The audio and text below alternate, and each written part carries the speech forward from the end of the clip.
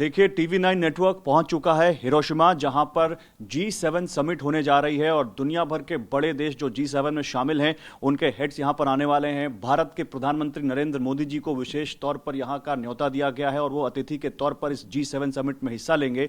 और उनकी इस विजिट को लेकर, और क्योंकि क्वाड कैंसिल हो गया है अब ऑस्ट्रेलिया में, तो क्या यहां उसको लेकर क्या यहां पर तैयारियां हैं, उसको लेकर बात करने के लिए हमारे साथ एक्सक्लूसिवली भारत के एम्बेसडर जो जापान में हैं, CB जॉर्ज सर, वो इस वक्त हमारे साथ हैं। सर, सबसे पहले तो आपका बहुत स्वागत है TV9 नेटवर्क पर। Thank you very much.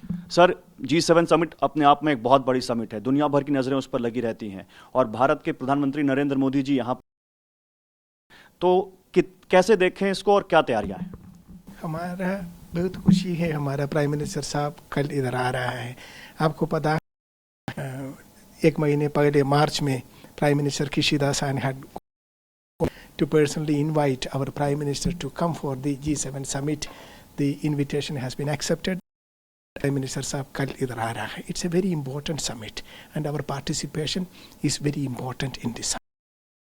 क्योंकि जब ये G7 समिट हो रही है उसके फोकस में यूक्रेन रूस का वॉर हो सकता है, उसके में चाइना, उसके फोकस में नॉर्थ कोरिया, तमाम इश्यूज हो सकते हैं। But this place is also Hiroshima, जहां पर वो देश, वो शहर जिसने सबसे पहले दुनिया में 2 ही परमाणु अटैक हुए जिसने उसने झेला, और यहां से उस वक्त जब न्यूक्लियर हमले की बार बार बातें उस वॉर के तहत कही जाती हैं, आप क्या मानते हैं कितना इंपॉर्टेंट है और यहां से भारत का क्या रोल है, आप देखते हैं?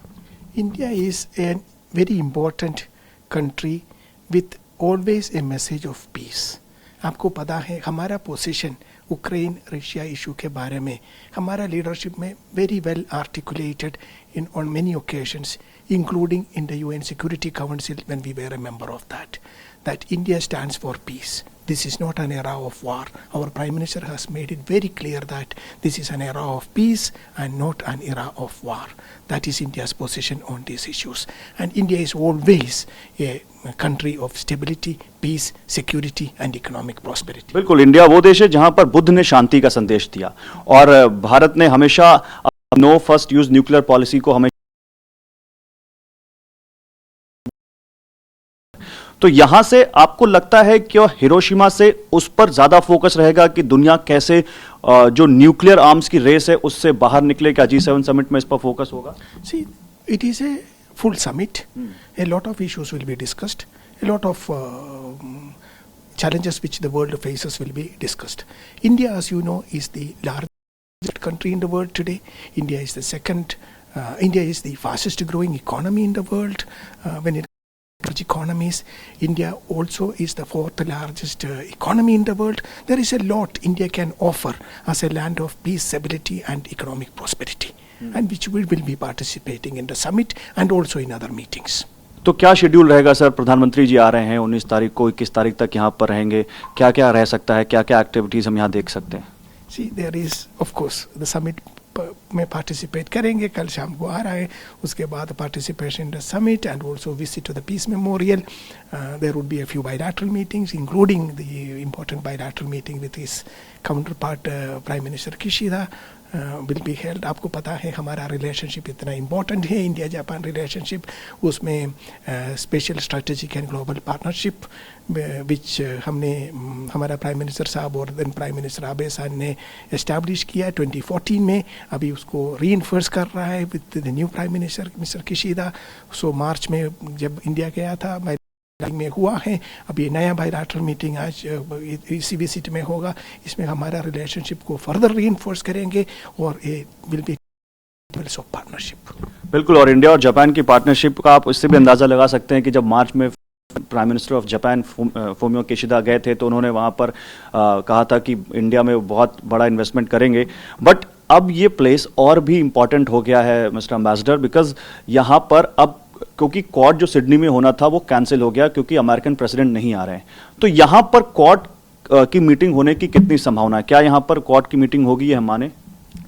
इसका अरेंजमेंट्स हो रहा है और it's again a very important meeting. As I said earlier, India is a symbol of stability, peace, security and economic partnership. this region, Indo-Pacific, is perhaps one of the most important geopolitical construct today, and India plays a very important role in building partnership for peace, stability, security, and of course economic prosperity of the people. तो date fix हो गई quad summit की, quad जब होगा यहाँ पर, date and time it's being worked out, आप जल्दी बताएंगे वो? जब इंफॉर्मेशन मिलेगा उस टाइम ही। लेकिन क्या आपको लगता है, क्योंकि एक तरफ रूस यूक्रेन का वॉर, दूसरी तरफ चाइना का बढ़ता दबदबा, क्या क्योंकि चाइना के बढ़ते दबदबे को लेकर अक्सर बात की जाती है, क्या इस बार भी वही मेन एजेंडा होगा चारों देशों के बीच? Of this issues as I said, हमारा पोजीशन हमने हमारा लीडरशिप में वेरी क्लियरली आर्टिकुलेट किया है। Position continues to be that. क्या एलएसी पर जो इस वक्त तनाव है उसको लेकर भी बात की जा सकती है? I don't want to get into the details of what would be the topic of discussions, but definitely India always stands for peace and stability. और क्या मैसेज प्रधानमंत्री जी यहाँ से जब होंगे तो क्या मैसेज दुनिया को देना चाहेगा भारत जब G7 समिट में प्रधानमंत्री जी होंगे? See, our message has always been one of peace, stability, security and prosperity. Thank you sir, thanks a lot हमें अपना कीमती वक्त देने के लिए। तो भारत के एम्बेसडर जापान में सीबी जॉर्ज जी जो कह रहे हैं कि यहाँ पर लगभग क्वाड के अरेंजमेंट्स हो रहे हैं और G7 में भारत ने हमेशा शांति का संदेश दिया है, पॉजिटिव संदेश दिया है और वही कोशिश इस बार भी होगी। और अब सबकी नजरें टिकी हुई हैं जब प्रधानमंत्री नरेंद्र मोदी यहाँ पर आएंगे, जब G7 समिट शुरू होगी, जब बायलैटरल मीटिंग्स उनकी होंगी और उसके अलावा जब वो यहाँ क्वाड मीटिंग में हिस्सा ले रहे होंगे। कैमरा सहयोगी वीरेंद्र कुमार मौर्य के साथ गौरव अग्रवाल, TV9 नेटवर्क, हिरोशिमा।